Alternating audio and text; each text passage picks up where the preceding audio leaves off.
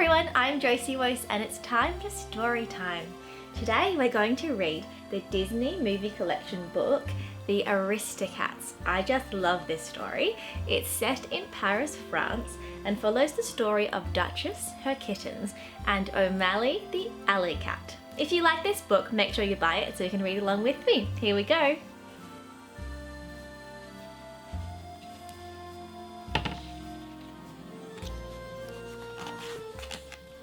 Long ago in Paris, a family of Aristocats lived with a very grand lady named Madame Bonfamille. Her charming Persian cat, Duchess, had 3 kittens named Toulouse, Berlioz, and Marie. One day, as the Aristocats returned from a shopping trip, Madame told her butler, Edgar, I'm expecting my attorney, Monsieur Hotcourts. Duchess and the 3 kittens pricked up their ears. They always enjoyed visits from Madame's funny lawyer friend.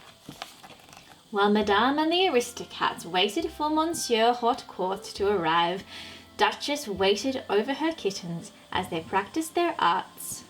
Berlioz played the piano, and Marie sang her scales. Toulouse listened as he painted a picture of Edgar. Soon they could hear Monsieur Harcourt's automobile sputtering down the street. Madame smiled and hurried to get ready for her visitor. When Monsieur Harcourt arrived, Madame greeted him warmly. I've asked you here on an important legal matter. I want to draw up my will, she told him. Downstairs, sneaky Edgar was listening in on Madame's private business. Surely, he thought, this would mean good news. Madame would leave all her riches to him to thank him for his loyal service. To Edgar's horror, however, Madame said that she was leaving everything to the Aristocats. Only after they were gone would Edgar inherit Madame's fortune. It's not fair, Edgar whispered. Those cats have got to go. Edgar cooked up a nasty plan to get rid of the Aristocats. He added sleeping pills to their cream. Once they were asleep, he would take them far into the country and leave them there. I have your favourite dish prepared in a special way, sly Edgar said. Crème de la Edgar. The kittens purred excitedly. Roquefort, the mouse of the house, came to share their meal. Duchess, the kittens, and Roquefort enjoyed the sweet cream. The more cream they sipped, the sleepier they became. Roquefort stumbled off to his mouse hole. The Aristocats fell asleep right where they were. Edgar began the next part of his evil plan. He loaded Duchess and the kittens into a basket and carried them out onto his motorbike. The Aristocats slept peacefully as Edgar catnapped them away from Madame's home. Edgar's plan had hit a snag when 2 country hounds chased him into a stream. The basket flew from the motorbike. It landed in the soft grass where Edgar abandoned it. He drove off so fast that he left his hat and his sidecar in the country. Edgar didn't care. His plan had worked. The Aristocats were gone. Duchess awoke to thunderstorm. She gathered her kittens close. It'll be all right, darlings, she said, trying not to mind the rain. But where were they? And what would poor Madame do without them? The thunderstorm had woken Madame too. She hurried to check on the Aristocats. Their bed was empty. Madame looked everywhere for her darling pets. She even asked Edgar for help. Where could her dear cats be? The next morning, Duchess still was not sure where she was, but she found someone who offered to help her get back to Paris. He introduced himself as Abraham de Lacy, Giuseppe Casey, Thomas O'Malley, an alley cat. Faster than Duchess could say his name, O'Malley tricked a milk truck driver into stopping.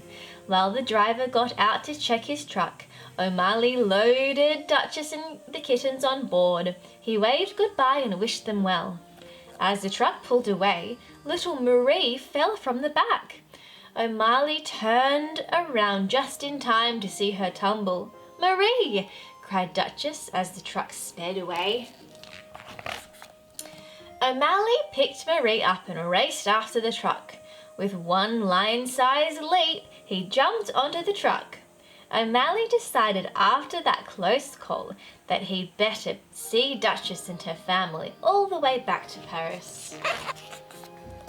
Back in Paris, lonely Madame wandered through her empty house. She listened for the sounds of her Aristocats. In the sad silence, she missed them more and more. Edgar, however, did not miss them at all. As he read about the Aristocats' disappearance in the newspaper, he said to Roquefort and Frou-Frou the horse, "Aren't you proud of me?" "So, he's the cat-napper," whispered Roquefort. Far from Madame, the Aristocats were in trouble again. The milk truck driver had spotted them in his truck. Their ride was over. The Aristocats would have to walk back to Paris now. O'Malley found railroad tracks they could follow. As they crossed a railroad bridge high over the river, the tracks began to rumble. A train thundered towards them. "Don't panic," said O'Malley. "Get down underneath." The Aristocats and O'Malley clung to the beams under the track. But as the train shook the bridge, Marie fell into the rushing river below. "Hold on, Marie," O'Malley called. He dived to rescue. O'Malley quickly caught hold of Marie and set her on a floating log. As they passed under a tree branch, he lifted Marie safely up to Duchess. By nightfall, the Aristocats and the now dry O'Malley had reached Paris. The kittens were so tired that O'Malley invited them to rest at his place. They could have a quiet evening, then go on to Madame's in the morning. The evening turned out to be anything but quiet. The music of O'Malley's friend Scat Cat and his jazzy pals filled O'Malley's apartment. Scat Cat tipped his hat as he met Duchess.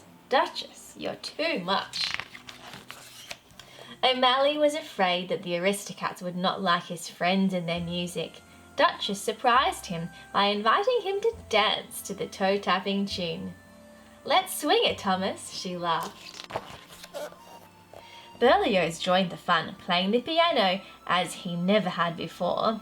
"It isn't Beethoven, Mama," he said, "but it sure bounces." Scat Cat laughed. "Say, this kitten cat knows where it's at." Singing and swinging away, Scat Cat's band took their music outside and played their jazz to the Paris streets. As Scat Cat's music faded, O'Malley took Duchess out to see Paris at night. He tried to talk her into staying with him.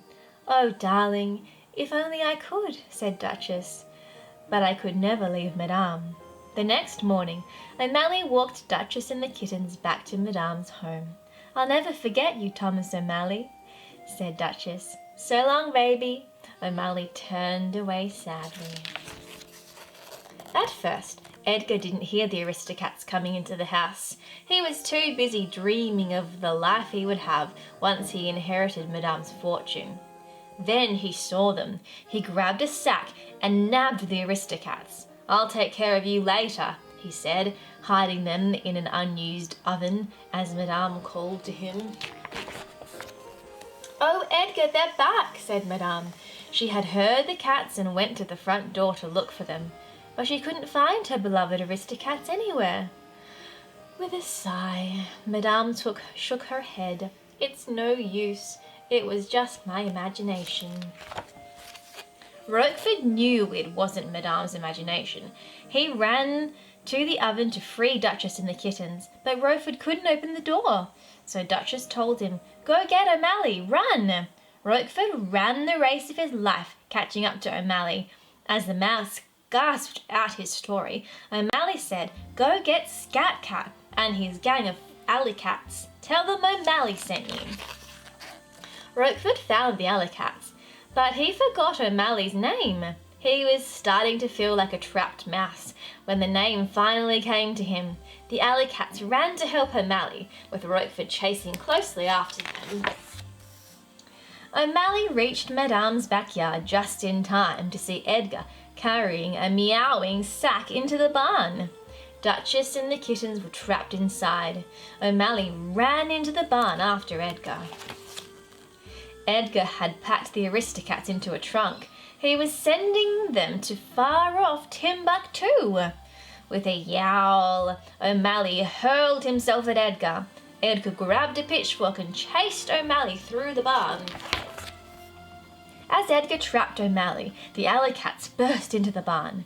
Their howls and hisses were music to O Malley's ears. While the Alley-cats took care of Edgar, Roquefort unlocked the trunk. "Everybody out of here, fast!" O Malley said to the Aristocats. Duchess and the kittens scrambled out of the trunk. Scat Cat and the band hooked Edgar to a pulley. Frou Frou lifted him off the ground and loaded him into the trunk. O Malley slammed the lid, and the bungled butler was ready to be shipped off to Timbuktu. The Alley-cats pushed the trunk outside for the delivery truck. Soon, Edgar was on his way. Duchess and her kittens would never have to worry about him again. Madame was so thrilled to see her dear cats. She was so charmed by O Malley that she adopted him. As Madame took pictures of her happy feline family, Monsieur Harcourt came for another visit. Madame told him she was starting a home for all the stray cats of Paris. The Aristocats, O Malley, and all their friends celebrated the news with music and dance. It was a perfectly happy ending for the cats. Well, I'm so glad everything worked out well in that story. Thanks for reading that one. And if you like this storybook read-along, you can hit like and subscribe to my channel for more storybook read-alongs just like it. I'm JosieWose, and I'll see you next time. Bye-bye!